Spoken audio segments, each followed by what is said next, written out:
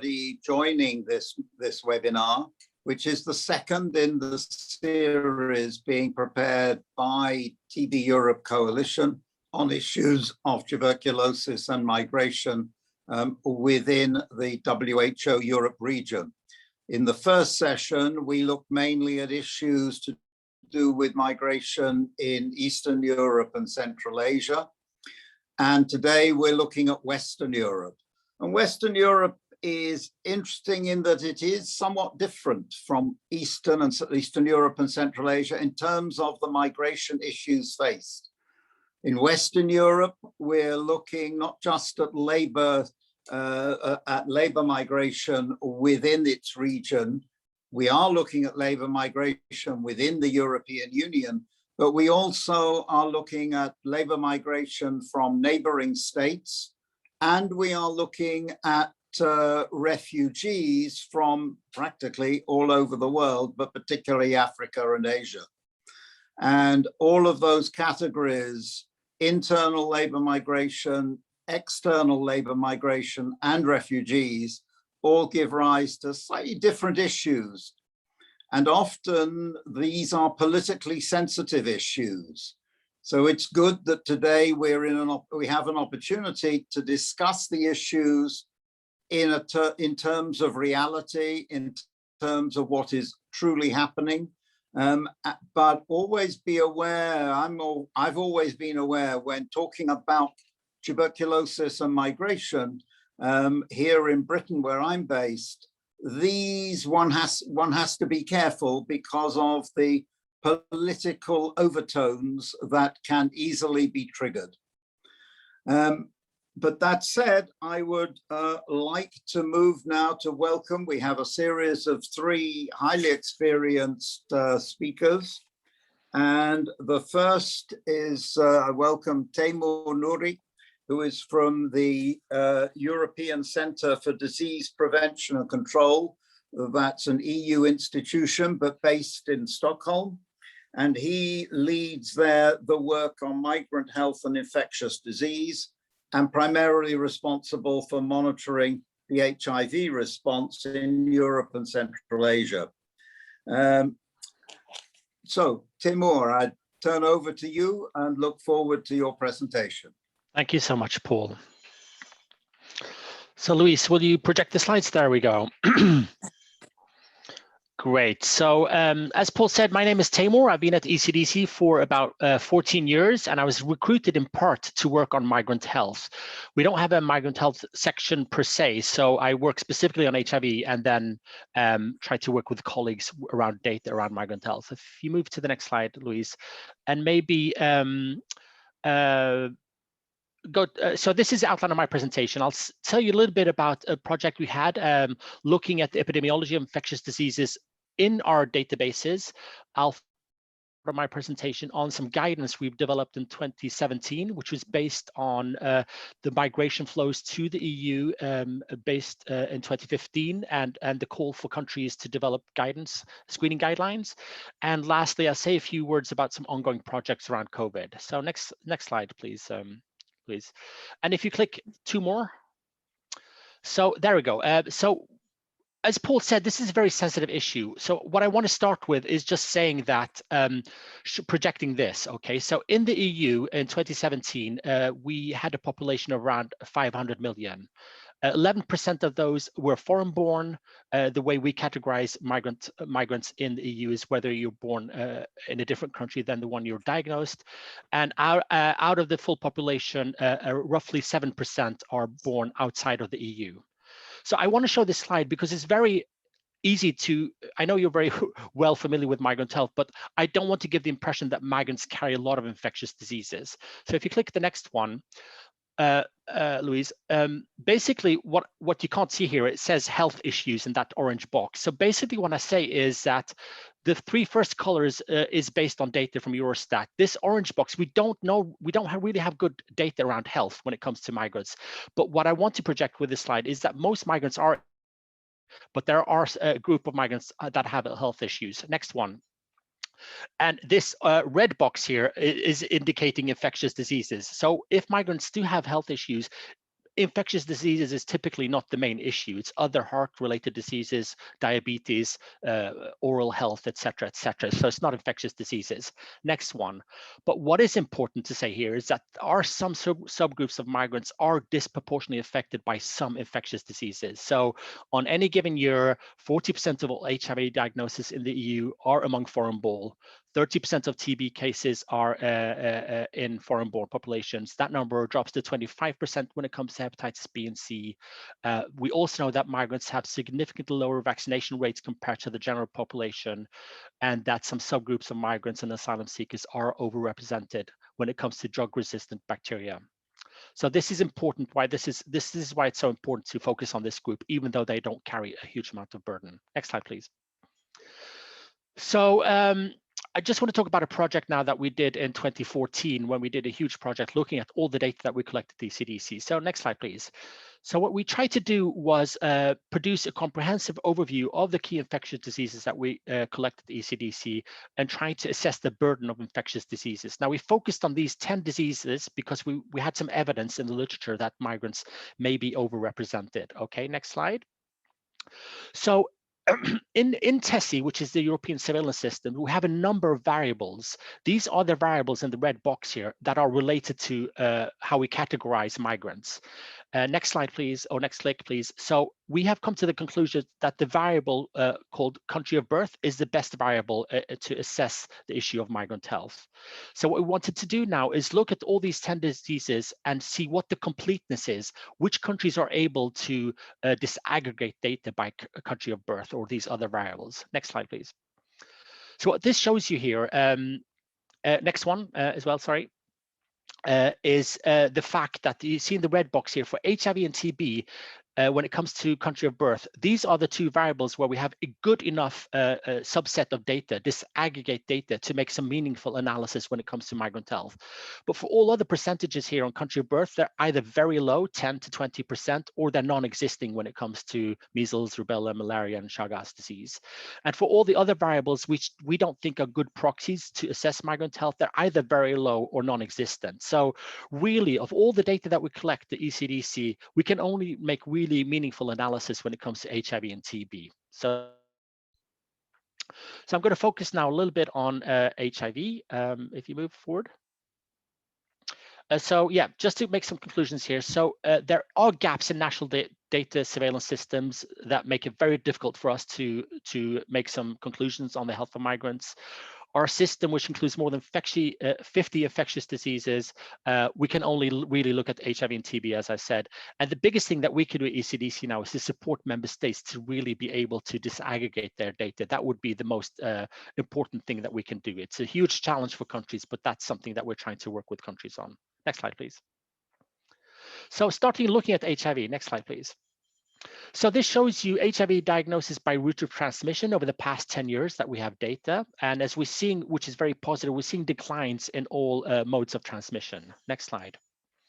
So what I'm doing in this next slide is looking at heterosexual transmission and separating people who are born abroad from so-called people who are born in the reporting country, native population, so to speak. So we're seeing in heterosexual, among migrants, we're seeing actually a 25% decline in the reported HIV diagnosis in the EU over the past decade.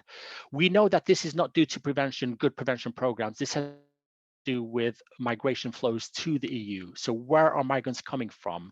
And we're seeing a decline in the number of migrants coming to the EU from high endemic countries. So this is a reflection of that. Next slide, please. Now I'm adding the blue lines here, and this is looking at sex between men, gay men. And as we see here, where we're seeing a decline in the heterosexual population, we're actually seeing an increase among gay men who are born abroad. They're at a significantly vulnerable population in the EU, where a lot of them become infected after they arrive to the EU. And that's something I'll talk a little bit going forward. Next slide. So even though we're seeing these declines overall in the general population, it's still important to note that 44% of all diagnosed cases in the EU in 2019 occurred among people who are born abroad. So that's a significant proportion. Next slide. Looking at these 44%, it's distributed very unevenly across the EU. You see on the top here, Iceland, Ireland, Sweden, where almost 80% of all diagnosed cases in 2019 occurred among people who were born abroad. And that drops to very few percentage points at the very bottom in Eastern European countries. Historically, people in Europe working with migrant health have assumed that most of these migrants are coming from sub-Saharan Africa, where the major burden of disease is when it comes to HIV. But as you see here, the green colors show you that that's not the case anymore. It's actually coming from all over the world. Central Eastern Europe is a important group when it comes to HIV prevention in the EU, as are other Western European countries, Latin America, etc. So it's important that you're able to disaggregate it to really define good prevention programs targeting different populations. Next slide. A key issue that we've spent a lot of time on over the past 5 to 6 years is actually, where do migrants acquire HIV infection? Prevention programs in Europe have assumed that migrants come to Europe already infected and therefore have not developed good prevention programs, but that's not really the case, as I'll show you now. Next slide, please. So this is a really important study that was done in the UK by Brian Rice and colleagues, showing you how we've assessed this before. So in 2004, it was estimated that 7% of Black Africans who were diagnosed with HIV in the UK were estimated to have acquired HIV in the UK. And that number increased to 18% in 2010. And this is a so-called clinic-based estimate. So this is where a doctor sits with a patient. The doctor doesn't necessarily feel very comfortable talking about sex or where they acquired an infection, and usually tick the box saying, well, if you are from say Zimbabwe, I'm assuming that you got your infection from there. But clinicians said this is they estimate this number to be much higher. So Brian Rice and colleagues developed a different method for assigning this probable country of infection. So instead of relying on the doctor's assessment, they looked at CD4 count. So if you move to the next slide. So we call this a more objective method for assigning probable country infection. So looking at the same data, but looking at this objective method, looking at CD4 count. So as you know, once you get infected, your CD4 count declines over time. So looking at this, and if you know when a person arrived to a country, you can estimate if they were infected before or after they arrived to country based on their CD4 count. So looking at the exact same data, you see that this increased from 24% to almost 50% in 2010. So it's a true underestimate that we had before, and we're now relying on the CD4-based method for assigning probable country infection. This is 2010 data. We know now in 2020, this number is over 50% in Europe. So the key point here, if you move on to the next slide, is to say that migrants are actually much more vulnerable to HIV after they have arrived to the EU. Now, this has been supported by many other studies. This is a study in 9 different countries that was supported by the European Commission. Next slide, please. Looking at these countries, they estimated that 63% of all these migrants that were part of the study were estimated to have acquired HIV after they arrived to these 9 countries from outside of the EU. Next slide, please, or next click. This differed by key populations. So you see here other European migrants, migrants from Latin America and other countries, actually over almost 70% or above. And next slide, when we look at the differences between key populations, especially men who have sex with men and people who inject drugs seem to be at higher risk acquiring HIV after they come to the EU. Next slide. So as I said before, why is this important? Well, screening newly arrived migrants at the point of entry is not going to be enough. Some subpopulations of migrants are at risk for HIV many years after they arrive. They become more vulnerable when they come to the EU. And therefore, we think that countries really should develop and deliver primary prevention programs targeted toward these populations, something that's not being done today at the sufficient level. So that is a really key message. Next slide, please. Another important message here is the availability of treatment for undocumented migrants. We collect this data every year from all countries in Europe and Central Asia, and more than 50% of countries actually do not provide treatment to undocumented migrants for HIV. Reaching these global targets that we have, the SDGs and the UNAIDS strategies, etc., we can't be leaving this whole population behind. I'm not saying that they're a significant group or that they're driving the epidemic, but this is a group that are not going to be achieving these 90-90-90 treatment targets. Next slide, please. Okay, moving to TB, a few less slides here. Next slide, please. So this is the newest data that we just released a couple of weeks ago, are showing you the TB in persons of foreign origin. So of all cases that are reported in 2019, about 17,000 cases occurred among people who were born abroad. 34% of all TB cases occur among this group. So 1 in 3 of all TB cases in the EU occur people who are born abroad. And you see this ranges from basically 0 cases to almost all cases are among migrants. And you see here in dark color, Iceland, Norway, and Sweden, almost all cases occur among foreign-born population, and this drops the further east you go. Next slide, please. This slide shows you the proportion of cases in persons of foreign origin, those are the blue bars, has increased from 25% in 2010 to 34%, 35% in 2019. So that proportion is actually increasing. And when you look at the rates of TB cases in foreign-born populations per 100,000 population, this varies from year to year, but it's around between 3.1% to 3.9%. Next slide, please. So this was a study that was done by a colleague of mine a couple of years ago, looking to see, are we going to reach this NTB 2035 targets? So this orange line shows you the notification rate for the total population in the EU. The blue line is for the native populations, and the green line shows you the foreign-born populations. And this black dotted line is the threshold, the target that we're aiming for in this NTB strategy. So as you see here, up until 2015, the native population are below this threshold, 10 per 100,000 population. So they have reached this target already, and we're on track for the total population as a whole. But you see the green line, we're very far away from that, those who are foreign born. Next click, please.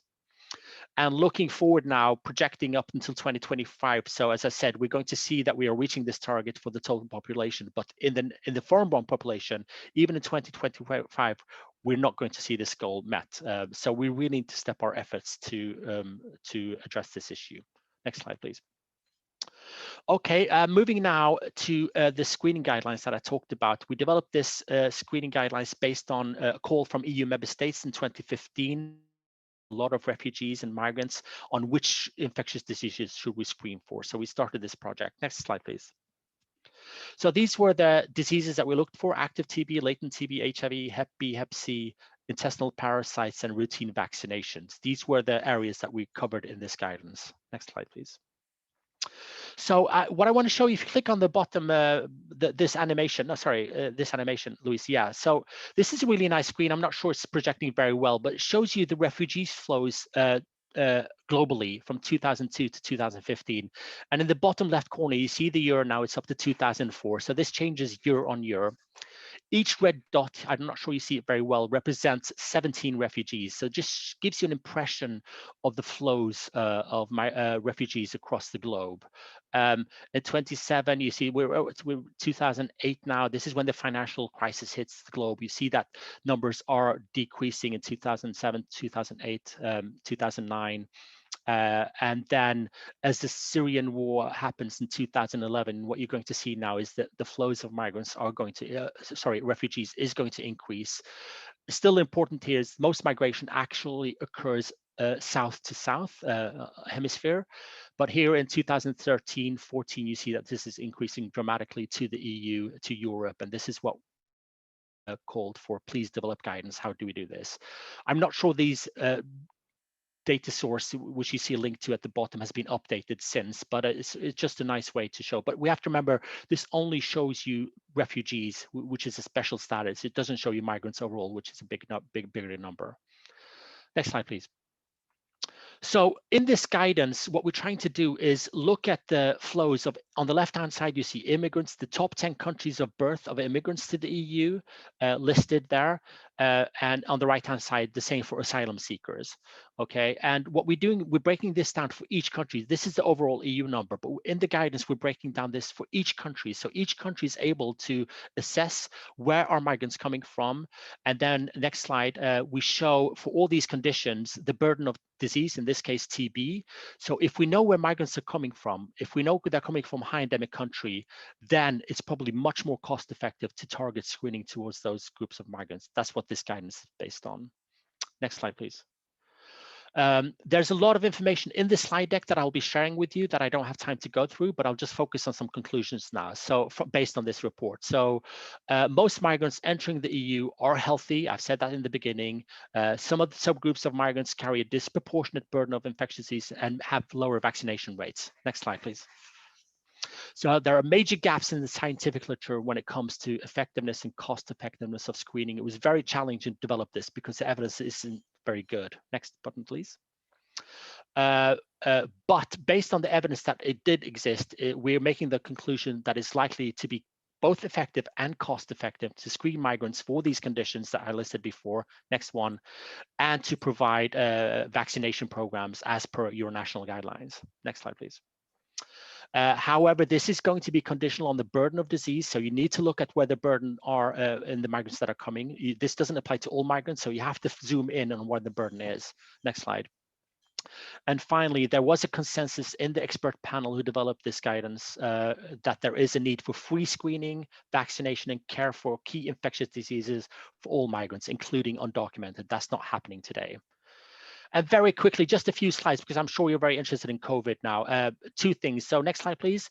In the first wave of the pandemic, next slide, please. We were seeing evidence in the media that we're seeing outbreaks of COVID happening in refugee centers across Europe, in Malta, in Greece, in Netherlands, in Germany, etc., etc. So next slide, please.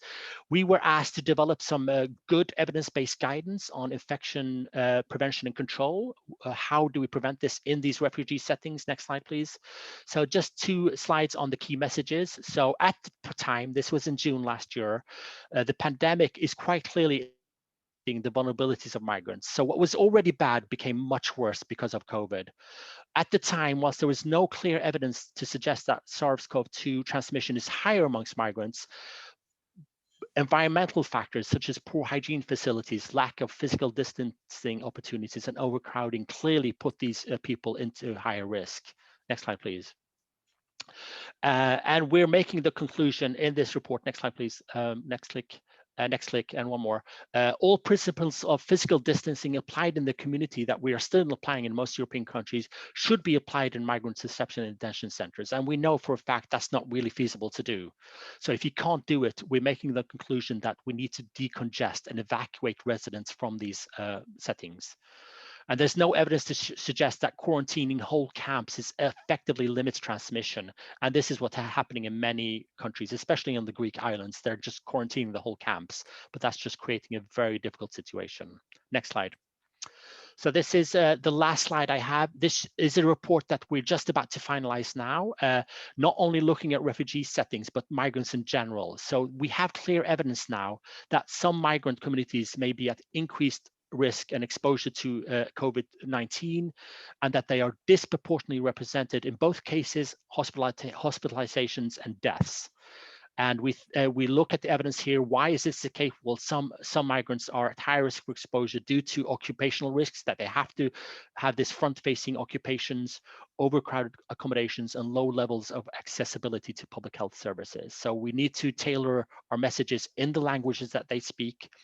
And we should be really ensuring equitable access to not only vaccines, but to testing, which hasn't happened. And that's one of the key recommendations.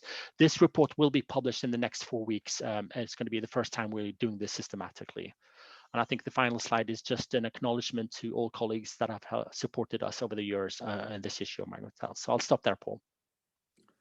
Okay, thank you very much, Timur. You covered an awful lot of ground very speedily, but that's good. Thank you very much. I'm sure that will have generated quite a few questions, but we're going to leave questions until we've heard from all three speakers. But just a reminder to participants, if you want to ask a question, there's both the facility, the Q&A facility you can click on, and also the facility of raising your hand. So thank you very much. And we now turn to Jessica Potter, Dr. Jessica Potter, who is London-based public health researcher and consultant in respiratory medicine and clinical lead for TB. She's interested in the social aspects of people's experience, and her research has focused on migration and healthcare access in a British context. So Jessica, over to you. Thanks very much, Paul. I guess this is a talk that moves slightly beyond the data that we've just heard from Timor. I'm talking a bit about hostile Europe, TB, migration and healthcare. And Paul, in his introduction, alluded to the politics of tuberculosis in relation to migration, particularly in a Western European setting. And I'm going to talk a bit about that as well. Next slide, please. So we all know that TB is inextricably linked to poverty, and that's true both on a global scale, but also, next slide please, on a national one. We can see the rate of TB deprivation decile in England in 2019. And next slide please. As Timor pointed out, within Europe, there is a significant burden of TB experienced by migrants, and he showed how 1 in 3 people with TB within Europe were originally born abroad. In a UK context, this actually rises to approximately 75% and has been at that proportion for at least a decade, if not longer. And we can see from this graph that within Europe, richer countries have a larger proportion of their TB cases occurring among people who were originally born abroad. Next slide, please. Globally, again, as Timor has shown, the numbers of people migrating each year has been climbing. A lot of that's to do with globalization, along with, and so ease of travel has increased. But we have a number of different reasons that motivate people to migrate, largely driven by a desire to thrive or frequently simply to survive. I noticed that Timor used the word refugee and migrants at various different points. And while migrating to find work may be required for survival, often these people are listed as economic migrants and frequently pitched as less deserving of things like healthcare access than people fleeing wars or political persecution. Whereas in reality, such dichotomies are rarely clear-cut, and by separating people in this way, we can cause harm, for example, through exclusion from healthcare systems. Next slide, please. This is a picture representing the social determinants of health from Devan's paper, and we can see how migration cuts across all of the social determinants of health. Experiences before, during, and after migration contribute to a person's risk of developing TB and their experience of having their healthcare needs fulfilled if they get it. Within high income, low TB burden countries, TB is often positioned as being carried by immigrant bodies against which the host population must be protected. This is quite clearly relevant to the current discourse around COVID-19, with discussions around closing borders, vaccine passports, and hotel quarantines. In the next section, I'm going to talk about how these restrictive border practices and policies cause harms which impact both individual health, but also disrupt international attempts to eliminate TB. Next slide, please.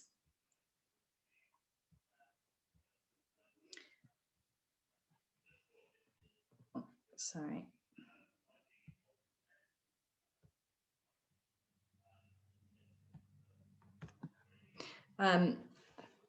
Apologies. Screening for infection in general, and TB in particular among immigrants, is not a new phenomenon. We can see this poster about a public demonstration against against the Aliens Act 1905, and at the turn of the 20th century, concerns around immigration were used to institute this act, which sought to control the passage of infected bodies into England. And we continue to have policies which try to reduce the spread of infectious disease. I'm not commenting on whether or not Such aims, which are to reduce the burden of infectious disease, are not appropriate, but rather to try and ask different questions of those policies about how they're implemented and how that implementation is experienced by people on the ground. So some of the data I'm going to be talking about across the rest of this talk is drawn from qualitative research, ethnographic research, in a pre-entry TB screening centre, and also interviews with people who were diagnosed with TB within a UK context about their experiences of migration and healthcare access. Next slide, please.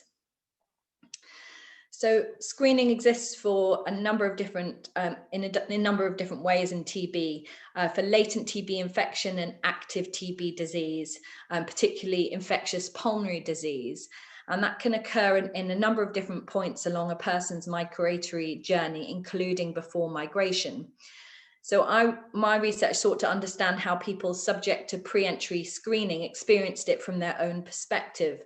And therefore I conducted a focused ethnographic review of a pre-entry screening centre in India. When I interviewed a Public Health England employee about pre-entry screening and the policy, they told me, quote, "It's a normal policy used for," and I quote again, "not for exclusion, but rather to ensure that people are treated properly." And when we position policies in this way as normal policies, it allows us to ask certain types of question about that policy, like how to administer it better, rather than to ask questions about what the impact is.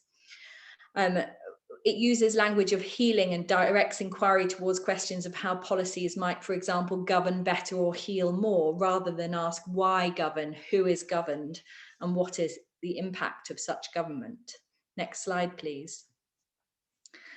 So what does this process look like? This is a picture taken from inside the clinic with the applicant information depicted on the wall. I'm just going to read a brief excerpt from my ethnographic field notes to give you an idea about what this is experienced by clients. Dr. Latif calls the client's name, who comes in and sits down silently. There is no smiling, no introductions. The client is a young girl of about 19, a student perhaps. Dr. Latif asks the girl if she has had any contact with TB, any past history of TB, or any other lung disease. "No," she replies. "Sit up there," he says, pointing up onto the couch. He ticks some boxes and signs the form. He quickly listens to her front and back. He looks at her X-ray report and slides her form towards her. "Sign this," he says, tapping the form.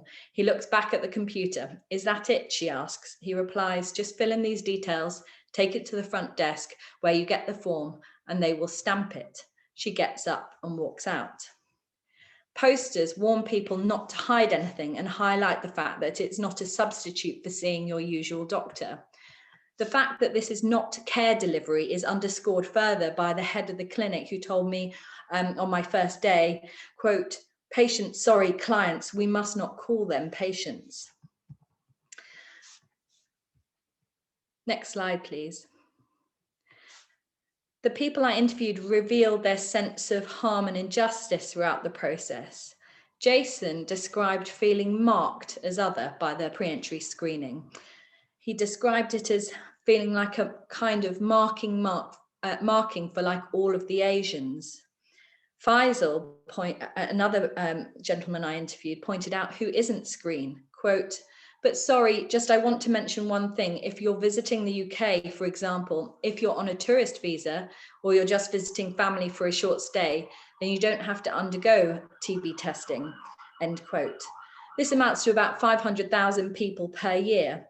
In addition, if you migrate from a country with lots of TB within the EU, for example, like Romania, then currently you are not screened. And this goes to show how the policies around pre-entry screening quite differentially enacted across the world, and a little bit or a lot about feasibility, where we have had, particularly across the EU, freedom of movement, where screening and association of the visa application process would not have been possible.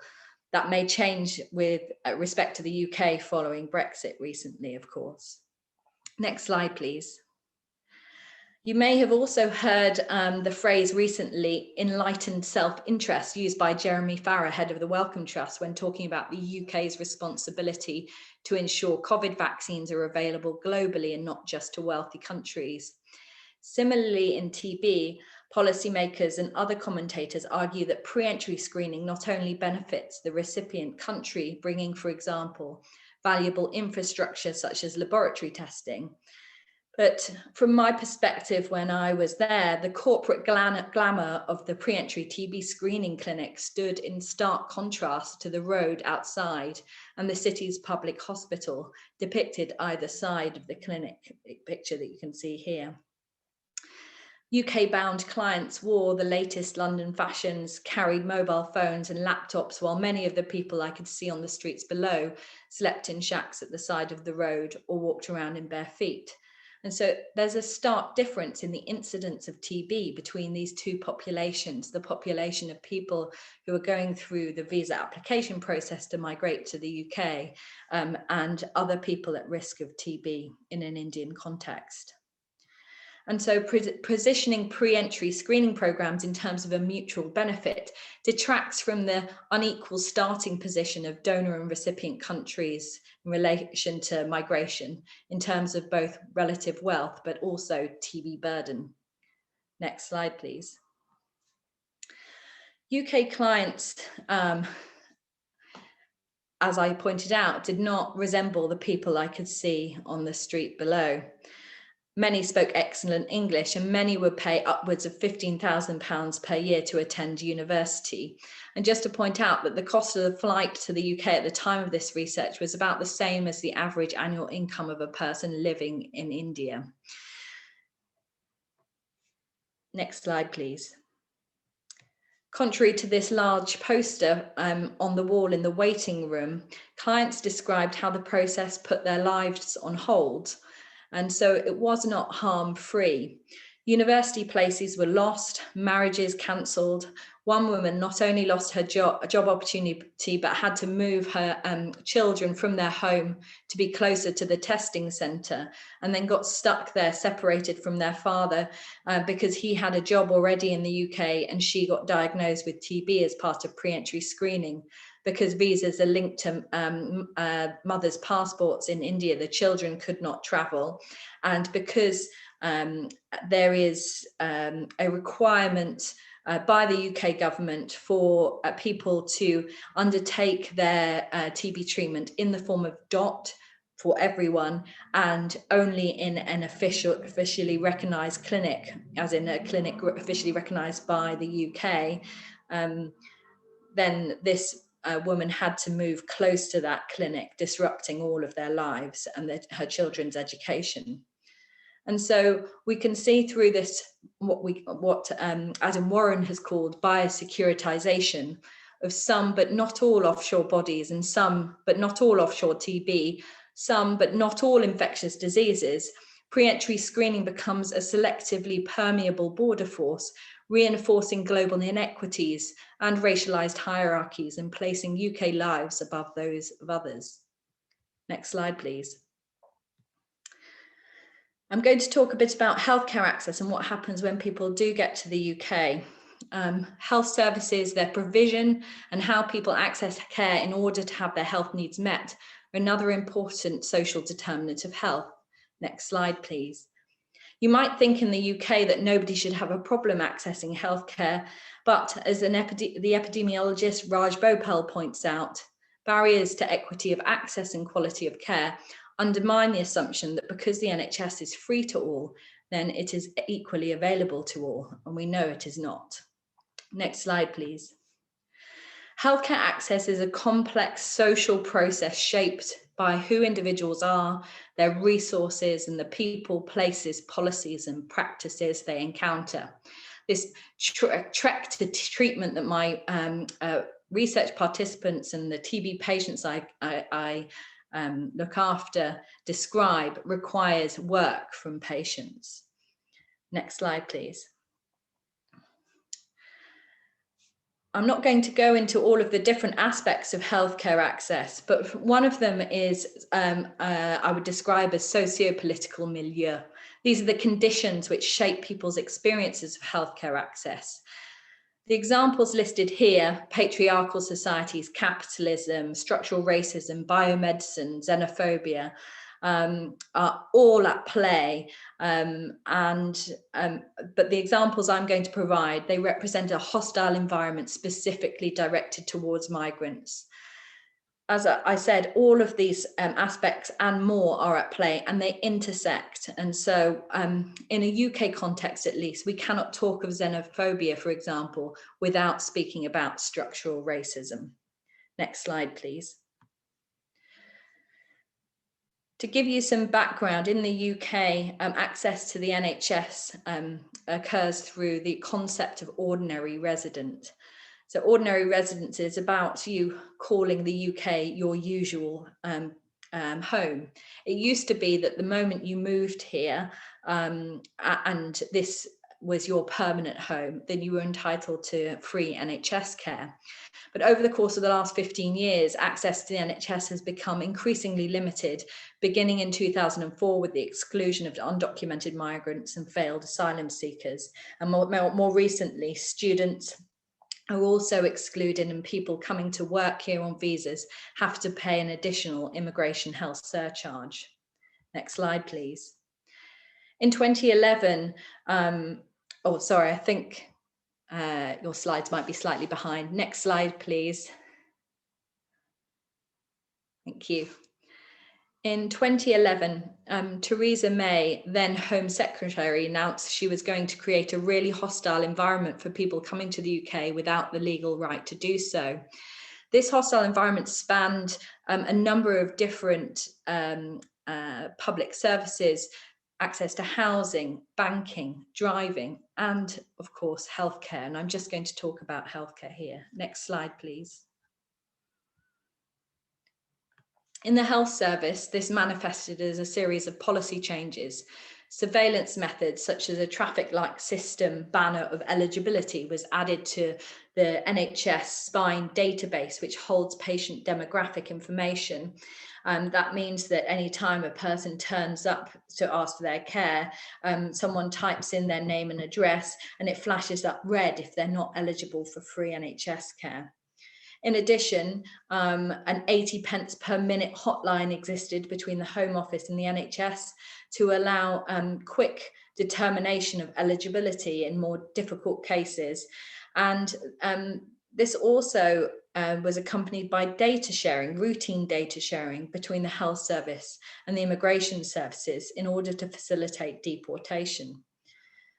Much of this had been not effective for trusts in the past before. NHS trusts didn't just turn a blind eye frequently to patients because the vast majority of people who were chargeable were the least able to pay, and so they weren't able to cover their costs by the charges they recouped.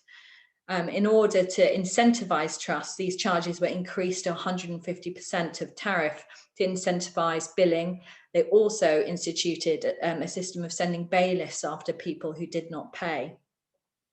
Healthcare workers, in addition, were told it was their duty to report and were threatened with prosecution for fraud if they did not. Next slide, please.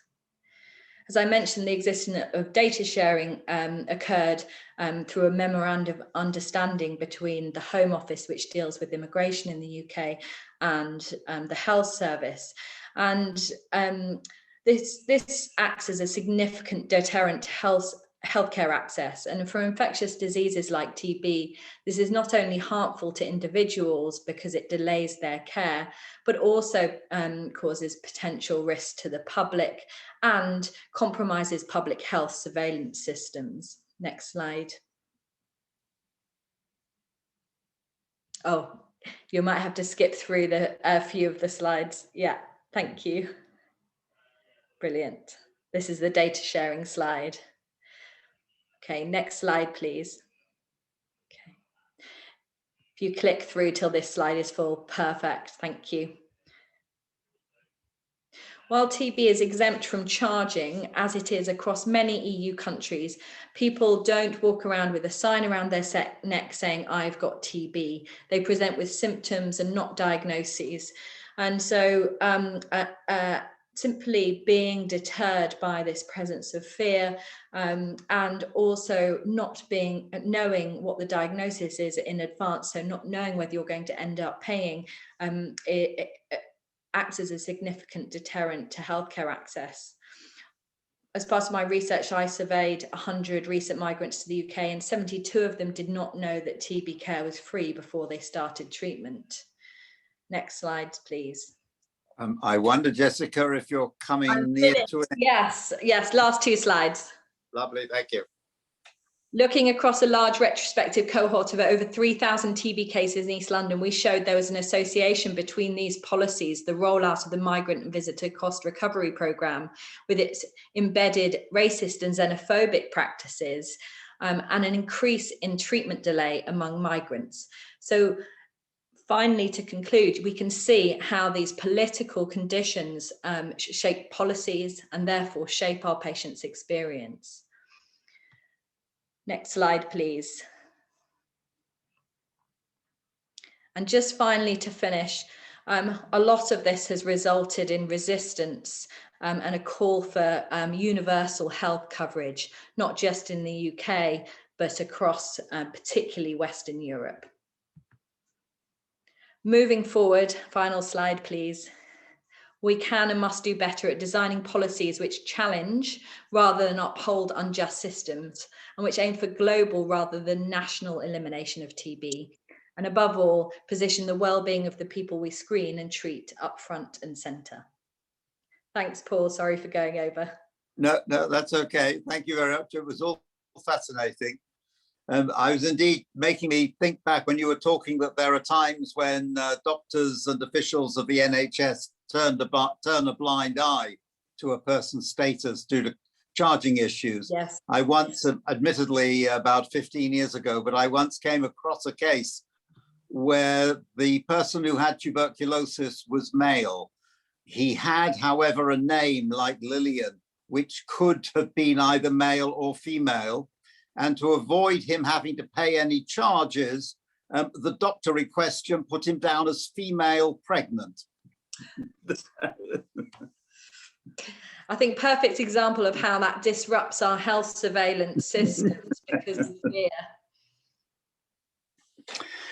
But thank you very much. And I'd now like to move straight on to our third speaker, Yelena Zhepiszewskaya, who is nowadays a microbiologist at the Umeå University in Sweden. And she's also co-chair of TBNet, a grassroots consortium of healthcare professionals and scientists. Yelena is originally from Odessa in Ukraine, where TB remains a significant public health challenge. And she is interested in sharing experience and collaboration between TB researchers in Ukraine and Western Europe. So Yelena, over to you. Thank you, Paul. Thanks a lot for this opportunity to present my views. I would say that this presentation is mainly based on a small project that I've been running, supported by a Swedish institute. It was small in time, but still it was several countries involved in this project. And of course, it's driven a lot by the fact that I'm a Ukrainian living abroad, and when the situation with the labor migration arose in Ukraine, a lot of people were on the move. I kept a close look at this, and then I decided to engage and see if, as a microbiologist, I can probably contribute somehow with the views on screening methods if needed. But I was not aware of what is going on at that time. I just wanted to explore, and this smaller collaborative project I was also engaging a lot of my TBNet colleagues arise. And so next one. Right, here is the involvement of the TBNet and also Daniel Kashnitsky personally, who was the independent expert in the project. I met him during the preparation of the application to this project. And really, Daniel was amazing and very instrumental. I learned a lot from him, and I take an opportunity to thank him for this. And next slide, please. So I will be focusing on labor migrants, or as Jess said, economic migrants, people who have to go to another country to earn their living. And what I would like to say, two things: that Europe is the largest hub of international labor migration globally, at least it was in 2017 or 18.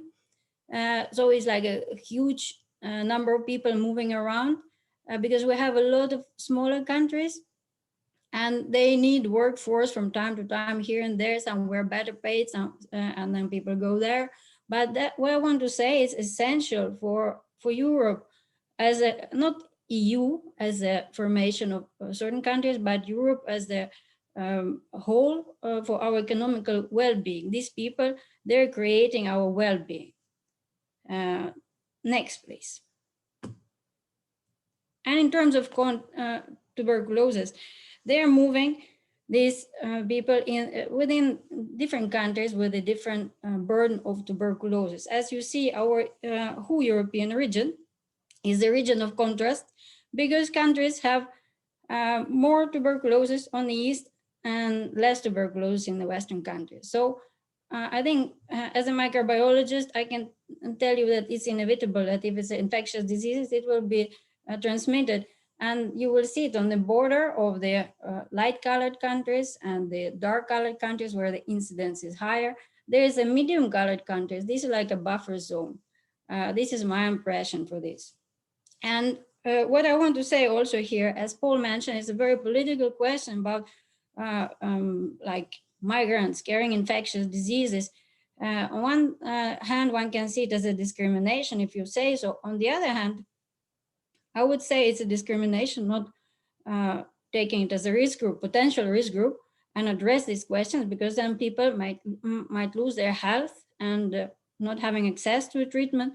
So it's a balance which is very, should be carefully remain, not going into discrimination. On the other hand, not being completely blind to the situation when people appear in a different country and don't have access to healthcare.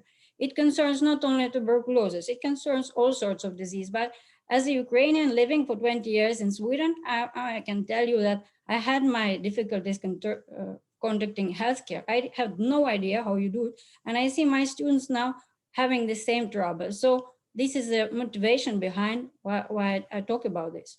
Next, please. But in this talk, I'm focusing more closely on Ukraine and Poland. These were two countries in our project. And this is actually in the years from 15 to 18 was the largest global phenomenon. Poland was attracting so much workforce that United States was not attracting. So it was really something special on the globe. And majority of these people were from Ukraine. These countries, I need to say, are very similar.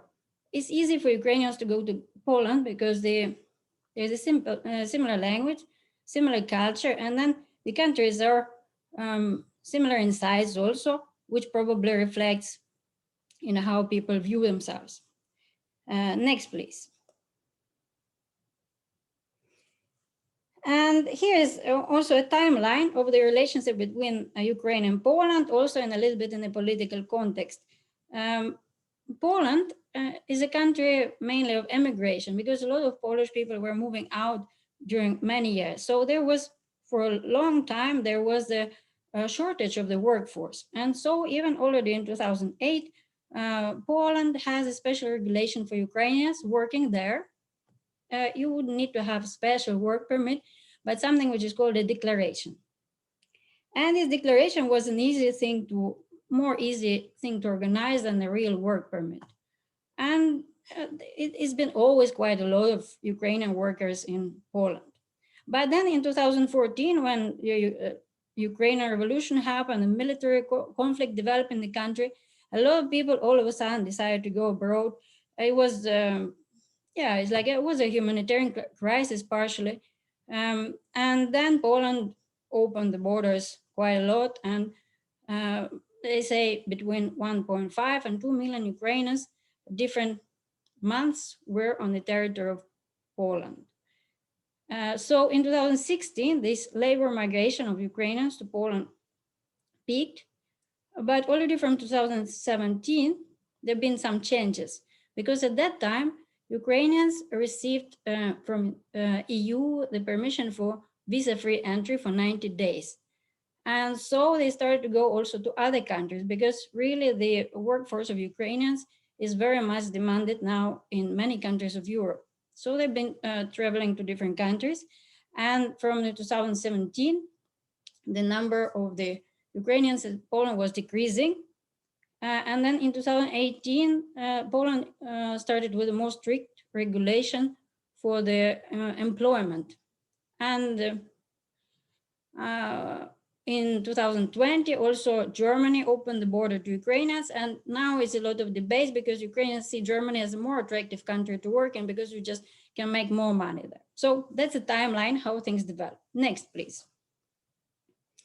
And so here is the country profiles in tuberculosis. You can find them on WHO website.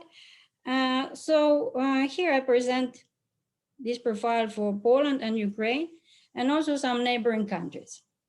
What I would like to attract your attention here to is that Poland and Ukraine follow rather similar profile in the development of tuberculosis. It's a decrease of the tuberculosis incidence, but if you look carefully, the curves look very similar in the slope, and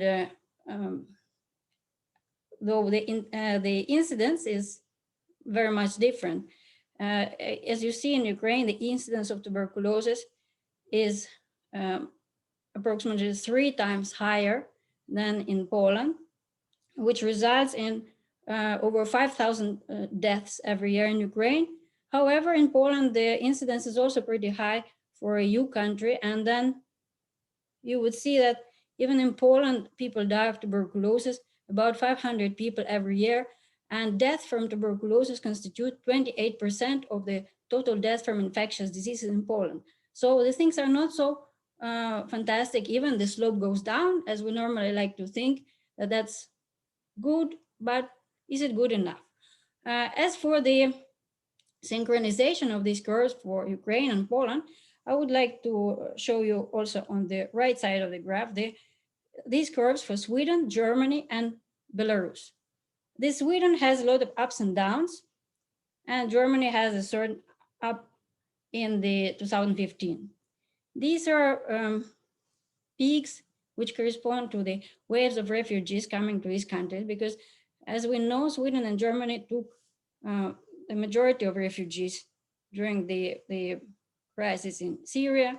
And in Sweden, we have a lot of people from Afghanistan, Somalia, and since the average incidence in Sweden is low, every input from the people from high incidence countries, it can be seen in the curve. So it's nothing strange that we can see these ups and downs in the curve. Next, please.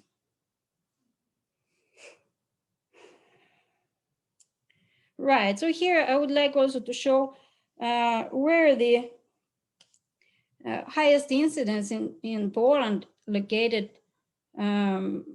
comparing from the area to area. So you see the map of Poland here, and with the neighbors Belarus, Ukraine in the east.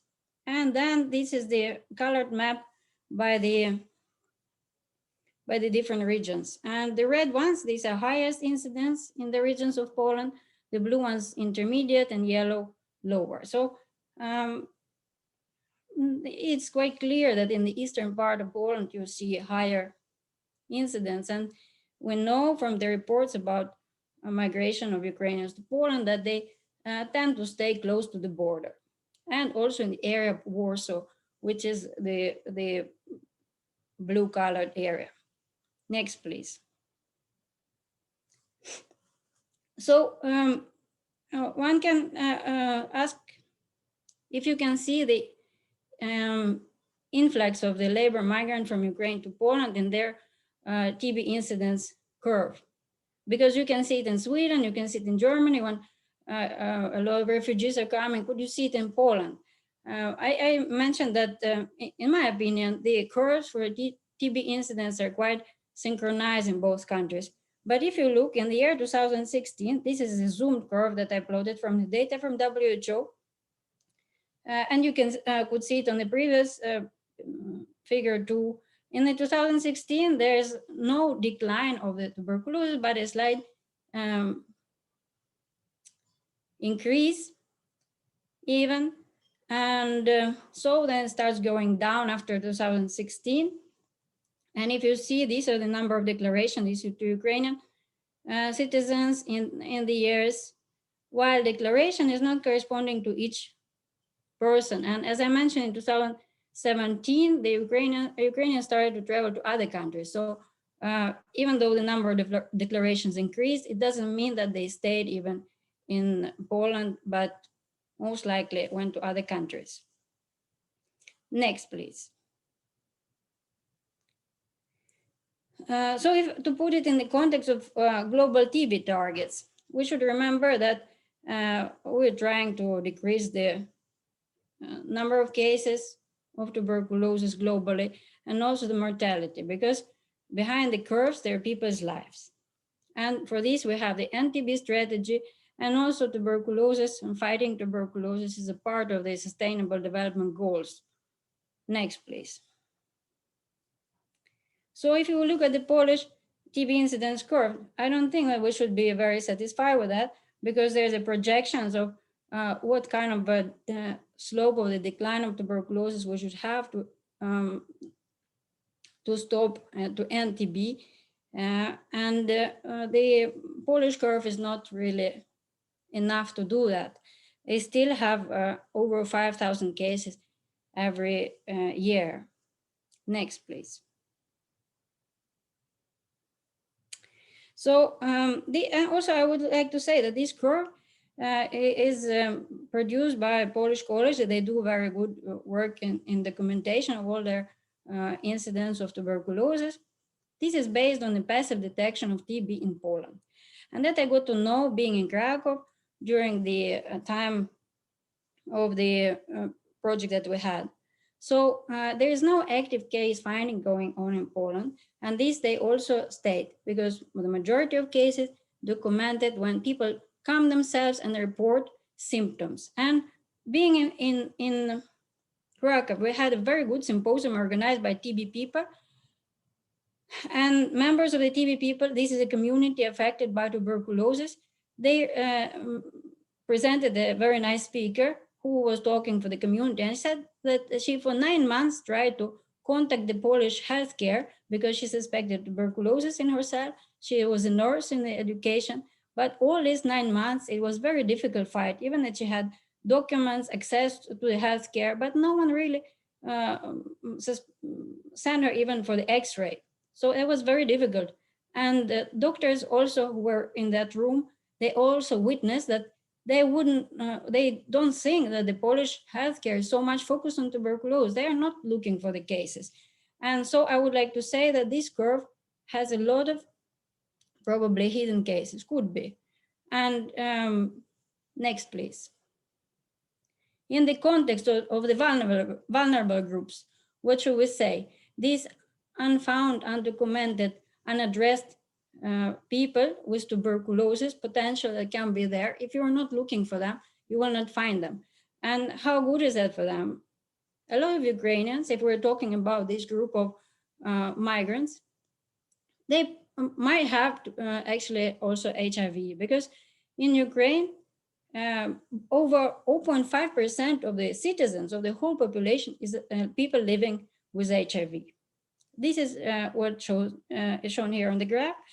And totally is a community over 240,000. That's a large population. And many people don't even know about their condition. So such people traveling, living in the conditions that migrants have to live in, they might be facing large risks when their HIV status and also the tuberculosis remains unaddressed. Next, please.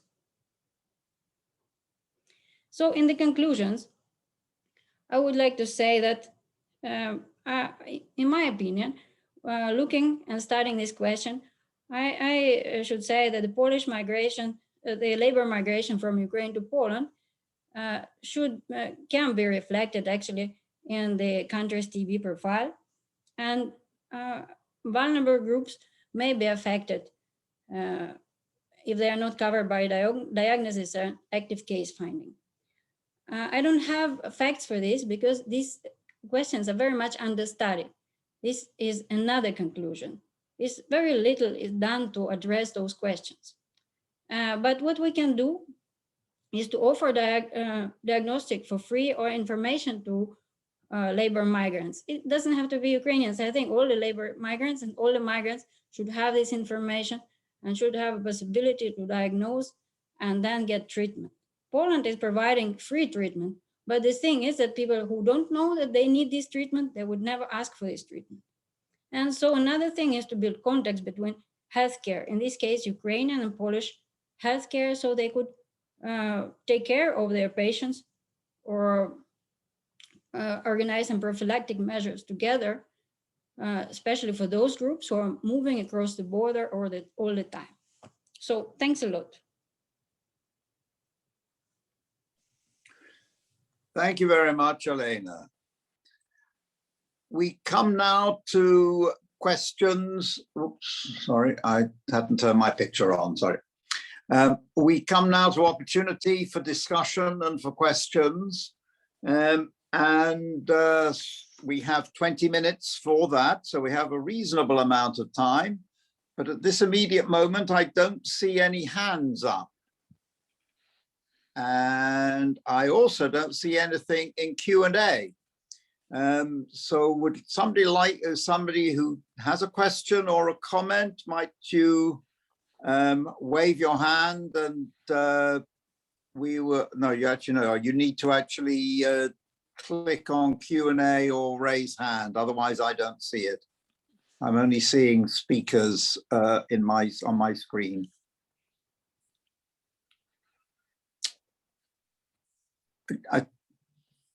If there's no one else immediately jumping in, I would put a general question to all three speakers, but bearing in mind, Elena, at the end there, you were talking about suggested actions to improve linkage between Ukrainian and Polish healthcare facilities. I would put that question more generally.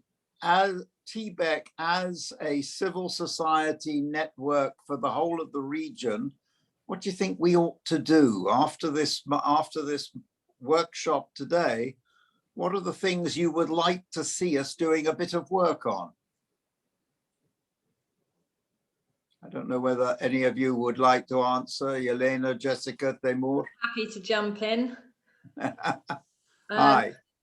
So I think there are a number of different things relating to healthcare access, particularly for migrants across Europe. One is instituting a firewall between immigration authorities and health and healthcare services within every single member state across the WHO EU region. And I think that's absolutely vital in terms of protecting the integrity of the confidentiality and responsibility to the patients and the people who are seeking healthcare from us, to ensure their safety and to ensure that they feel secure coming to ask us for help. Secondly, I think that it's absolutely vital that we ensure universal health coverage, and in fact, beyond that, access to healthcare not based on citizen status. All too frequently, people fall between the gaps because they don't have the appropriate paperwork or legal entitlements. And we see healthcare as a human right failing to play out across lots of different contexts. And I think that working on a way in which we can campaign and this is, you know, a broad-based campaign. This isn't just for TB. This is important for many health conditions. I kind of use the phrase that public health or health is a public good. So facilitating that access is not just helpful for TB control and for people experiencing TB, but for health and wealth across the globe. And so campaigning on those two issues and a broad-based platform, I think, is really important next steps. Thank you. Aliena? Yeah, I would like to comment about the how we can ensure. Definitely, I think we all here agree about the universal health coverage for migrants and all people. But how one can sustain that?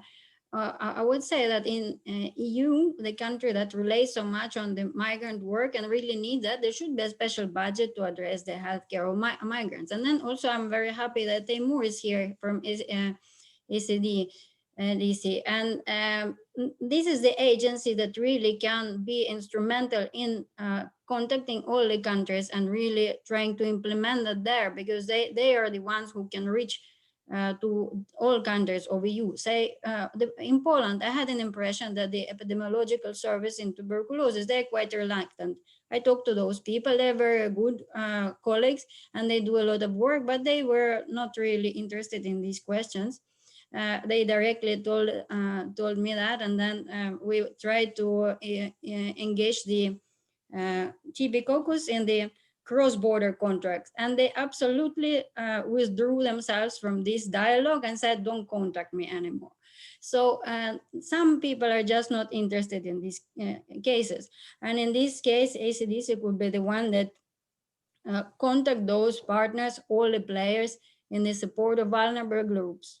That's my impression, because in United States, I watched how the CDC works across the United States when there was the crisis with the coronavirus. People couldn't get, people with tuberculosis couldn't get access to the treatment. And the all points of the CDC in the country were sending signals information, come here, get the treatment, we will provide it to you. They were all united across the whole United States. And I wish our European Center for Disease Prevention was also united like this in all the countries.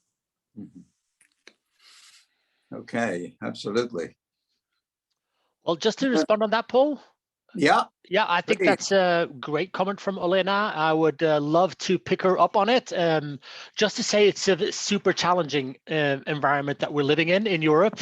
ECDC is not like CDC. CDC has strong mandate on these issues. They have the whole issue around race and ethnicity. They have data around this. They have very strong data around this. And CDC is a government agency, and so they can make those kind of decisions. ECDC's mandate is super weak. Countries want to have the mandate in their own. Don't want EU bodies to come and tell them what to do. That may be changing. There is a discussion now in Europe about increasing ECDC's mandate based on the situation around COVID. People realize that they wanted strong recommendations from ECDC, but over the 15 years that we've existed, they tell us, don't give us recommendations. You can tell us what the evidence is, but it's up to us to make our own recommendations. And that's still the way they want it around public health and health issues in general. The health portfolio in the European Commission is a quite weak portfolio compared to other portfolios around finance and trade and all those issues. Health always comes out bad. On the issue of health and equity, even within ECDC, and this is a little bit criticism to myself and ECDC, it's been very challenging, even in our environment with public health experts, to get this on the agenda.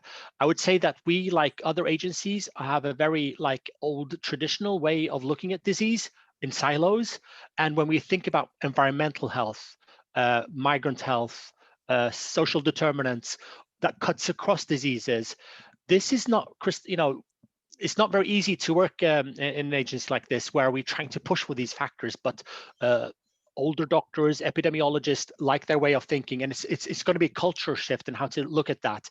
That's where I am now. I'm trying to focus this, and I think COVID is an opportunity. It's really pointing to these vulnerabilities that that you were saying. We know this from HIV and TB, of course. So we fought for this for many, many years, but for other disease areas that they don't really think in those terms, and COVID is bringing this up to the forefront.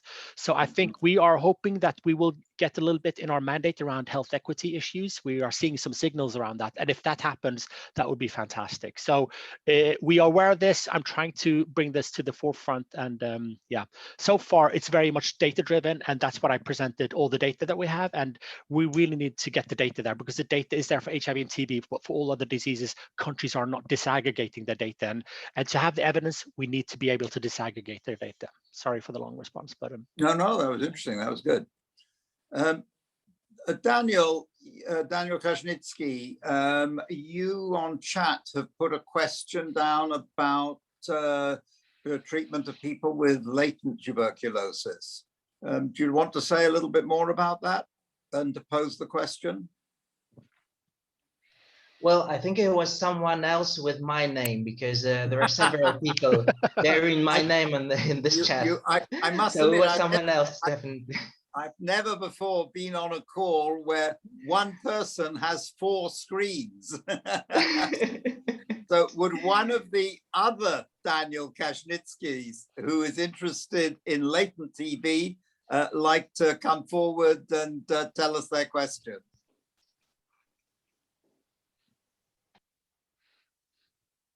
No, I think your alter egos, Daniel, have gone quiet. But Paul, I can try and answer that question. So when we developed our screening guidelines in 2017, we started in 2015. And when we started, we sent the survey to all EU countries, trying to just get the mapping exercise. Is screening being done? What diseases are you screening for currently? What diseases do you want advice on, et cetera, et cetera? I'm trying to look for the slides now. I can't remember the exact figures, but we published this. But the disease where most countries had in place screening programs for TB, for infectious diseases, was TB. So I'm not saying most countries had it, but it was the disease by far where countries actually screened. I can't remember on the top of my head now if this was for latent TB, to be honest. So I'll try and look while we continue the discussion. But when it comes to screening, latent TB was by far the disease area where countries were screening. But still, if I remember correctly, it was probably around half the countries, but I may be wrong. So I'll look for the data. Just to illustrate the UK position, we have a specific directed latent TB screening program for people who were born in countries where TB is endemic, high incidence TB countries. And that screening and treatment program is free. And access to the treatment is also free. And if you were also screened as part of a TB contact and were found to have latent TB, that screening and treatment process would also be free. And I believe that's the case across a number of different EU countries. As Timo said, I think I've read his publication, probably about 50%. I think the key issue here is about how you identify those particular populations, and if people are not registered with a local GP or a primary healthcare provider, let's say, in a UK context, a GP, that's frequently how people are identified, and they might struggle to access that registration if they were undocumented or did not have the appropriate paperwork, despite the fact that in the UK GP care is free to everyone to access, including undocumented migrants. There are still many barriers that people face, and therefore they are not identified and brought forward for screening. I would like to comment very shortly that in Sweden, we also have a kind of division between migrants who are refugees and migrants who are like economic or labor migrants. So refugees, they're eligible to screening latent tuberculosis, and it's done quickly, all is done. But people like me, for example, when I came 20 years ago to Sweden, no one ever tried to screen me. Luckily, children are vaccinated, or people like me, children are vaccinated against of tuberculosis, it's offered. My son is vaccinated. But otherwise, I would never be invited to any checkup or anything. but all our refugees, which are quite many, they're all covered for free by latent tuberculosis screening too, right, Taimur? Yes, exactly. Okay.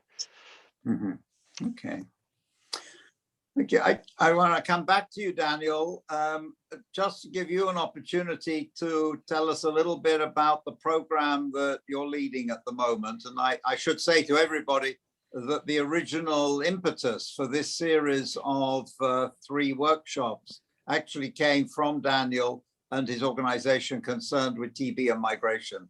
So Daniel, this is your moment to tell us a bit more, but you need to, all right, yep, you're unmuted, good.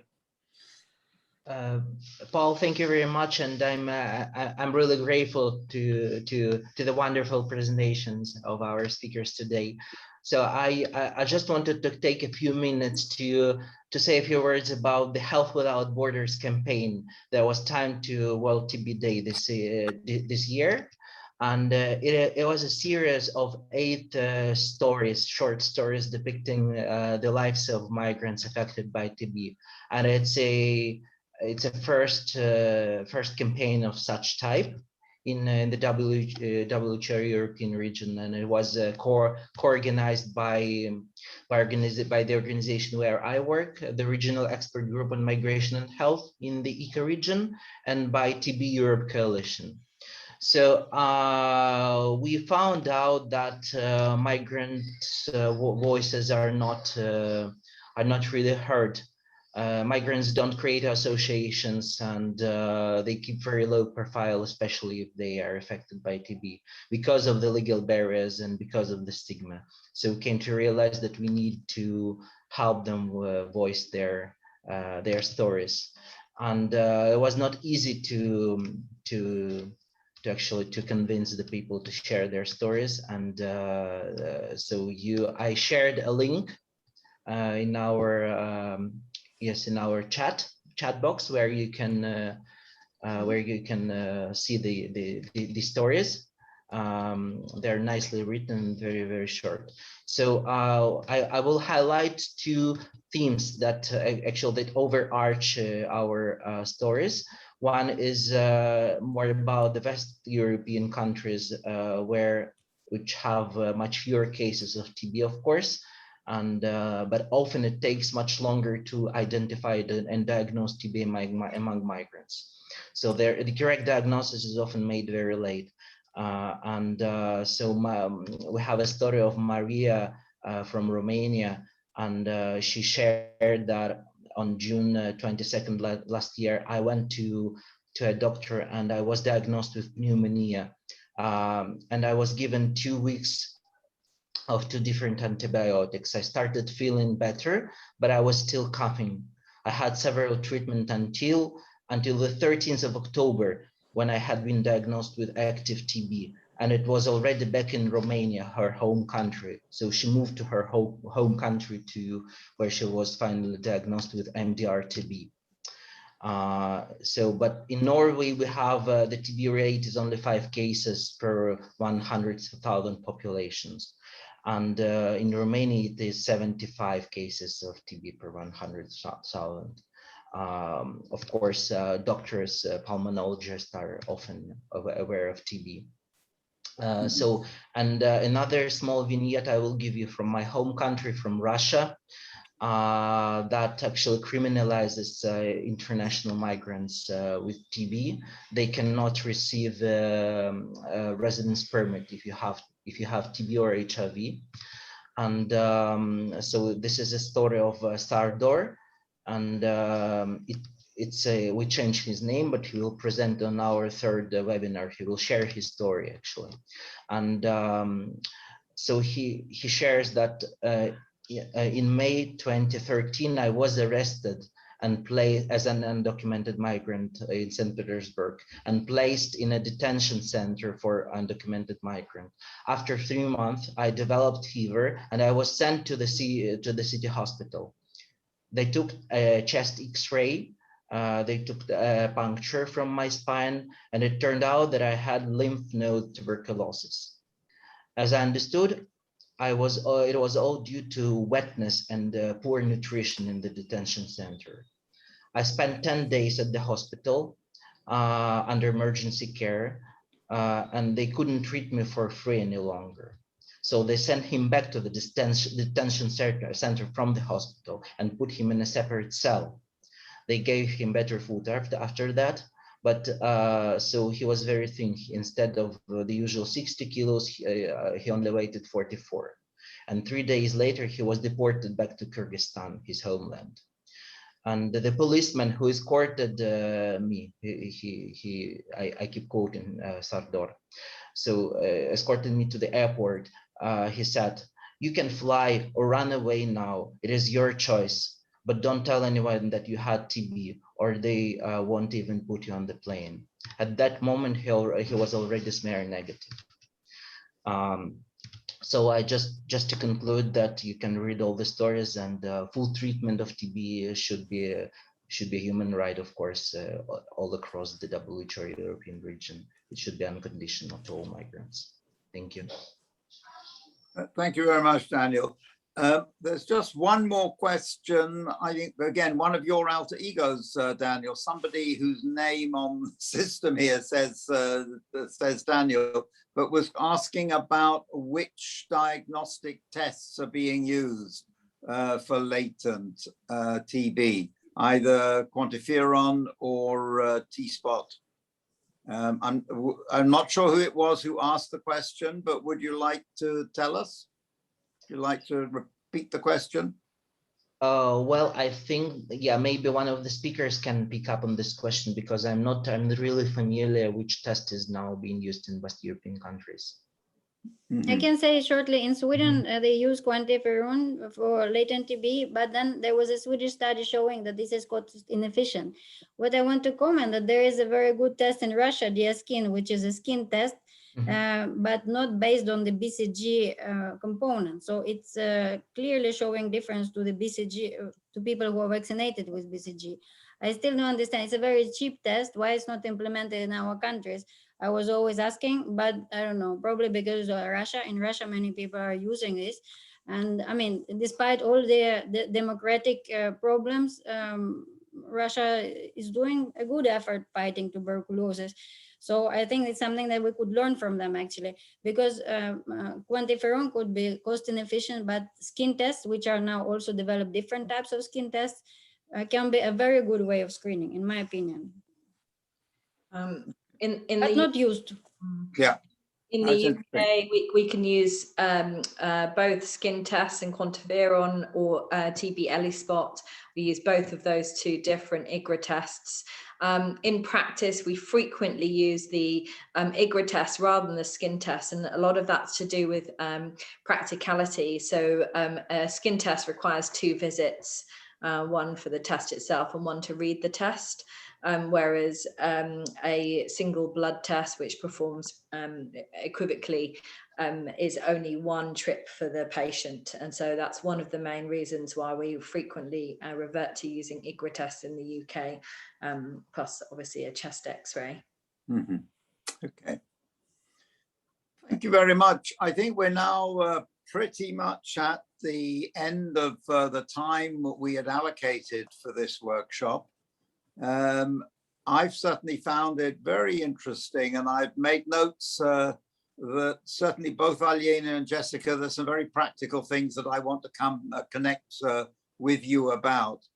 And